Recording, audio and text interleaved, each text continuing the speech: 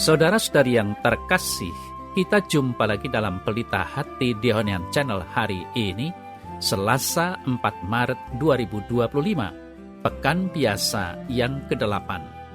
Bersama saya Romo Thomas Suratno SC dari komunitas SC Teluk Betung, Bandar Lampung, mendengar dan merenungkan sabda Tuhan, yakni firman Tuhan yang tersurat dalam Injil Markus, bab atau pasal 10, ayat 28 sampai dengan ayat 31.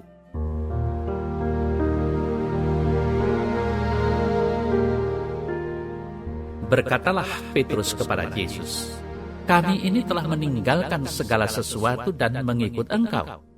Jawab Yesus, "Aku berkata kepadamu, sesungguhnya setiap orang yang karena aku dan karena Injil meninggalkan rumahnya, saudaranya laki-laki atau saudaranya perempuan, ibunya atau bapaknya, anak-anaknya atau ladangnya, orang itu sekarang pada masa ini juga akan menerima kembali 100 kali lipat. Rumah, saudara laki-laki, saudara perempuan, ibu, anak, dan ladang, sekalipun disertai berbagai penganiayaan. Dan pada zaman yang akan datang, ia akan menerima hidup yang kekal. Tetapi banyak orang yang terdahulu akan menjadi yang terakhir, dan yang terakhir akan menjadi yang terdahulu."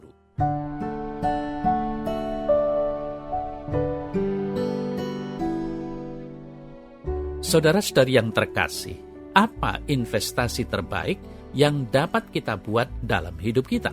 Injil memberi kita sebuah paradoks.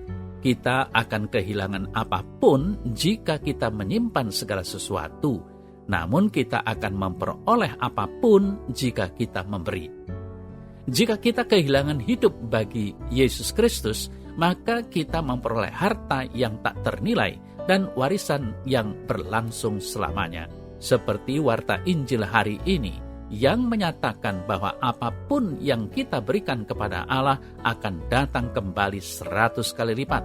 Kiranya kedermawanan mengalir dari hati yang penuh rasa syukur atas rahmat dan karunia yang Allah anugerahkan. Kita bisa bertanya diri dalam hal ini, apakah saudara memberi dengan sikap bebas dan dengan murah hati? Atau apakah saudara memberi karena menginginkan pamrih atau karena kasih? Saudara-saudari yang terkasih, persis setelah perikop seorang pemuda kaya menolak untuk mengikuti Yesus yang kita renungkan kemarin, Petrus dengan cara sedikit mendesak ingin tahu apa yang ia dan murid-murid lainnya akan dapatkan karena mereka telah secara bebas menerima undangan Yesus untuk mengikutinya tanpa syarat. Yesus berbicara dengan mengucapkan kejujuran. Mereka yang meninggalkan semuanya demi Dia akan menerima kembali 100 kali lipat, bukan hanya pada masa kini, bahkan dalam kehidupan ini, serta kehidupan tanpa akhir di masa yang akan datang. Maka dengan demikian, hendaknya dalam mengikut Yesus, kita siap mendapatkan perlawanan dan penganiayaan dari orang-orang yang menentang Kristus dan Injilnya. Saudara-saudari yang terkasih, haruskah kita terkejut atau takut jika kita kehilangan kenyamanan karena mengalami ejekan, intimidasi, dan celaka ketika kita memilih mengambil sikap demi kebenaran dan keadilan?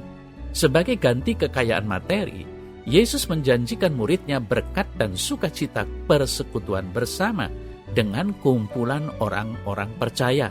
Tidak ada kebaikan duniawi atau barang-barang duniawi yang dapat menandingi sukacita dan kebahagiaan dalam mengenal Allah dan perdamaian serta persatuan yang Dia berikan kepada murid-muridnya.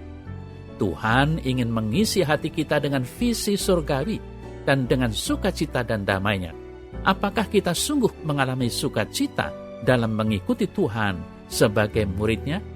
Mintalah Roh Kudus untuk mengisi hati kita dengan sukacita Injil dan pengetahuan tentang cinta personal Allah. Saudara-saudari yang terkasih, kita harus percaya bahwa Tuhan tidak pernah mengingkari apa yang telah dijanjikan kepada kita. Kita akan menerima lebih banyak berkat dan anugerah dari Dia dibandingkan dengan perbuatan yang kita lakukan. Mari kita usahakan untuk hidup lepas bebas atas dasar iman kepada Tuhan. Kelekatan dan keintiman kita dengan Tuhan hendaknya melebihi segala sesuatu di dunia ini, termasuk di dalamnya kelekatan pada uang dan harta kekayaan. Sadarilah bahwa Tuhan selalu mendengar dan memperhatikan orang beriman, seperti dikatakan dalam refren Mazmur Tanggapan, Tuhan mendengarkan doa orang yang beriman. Kita haruslah selalu mencari untuk menemukan serta melakukan apa yang dikehendaki Tuhan, sehingga hidup kita akan selalu dituntun oleh kepemimpinan Tuhan Allah dan bukan oleh tuhan-tuhan yang lain.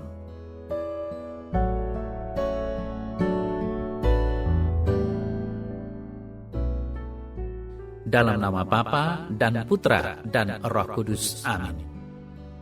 Tuhan Yesus, aku mau mengikuti Engkau sebagai murid-Mu dan mencintai Engkau dengan sepenuh hati.